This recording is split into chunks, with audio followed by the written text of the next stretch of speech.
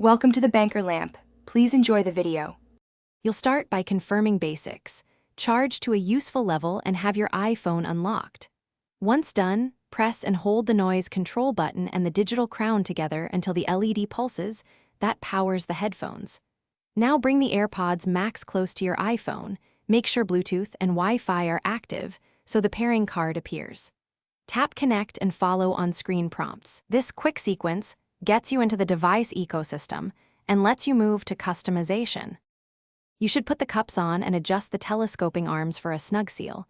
Good fit improves bass and noise cancellation. Next, press the noise control button to cycle noise cancellation, transparency, and off. Use transparency to hear surroundings safely.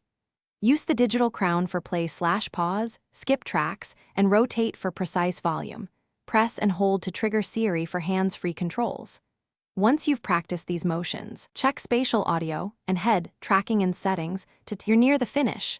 Store the AirPods Max in the smart case when not in use to reduce battery drain, and avoid leaving them in hot or cold cars.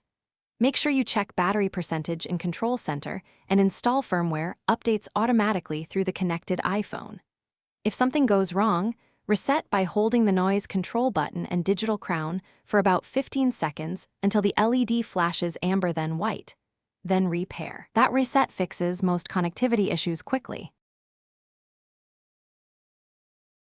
Thanks for watching. If this was helpful, leave a like and consider subscribing. See you next time.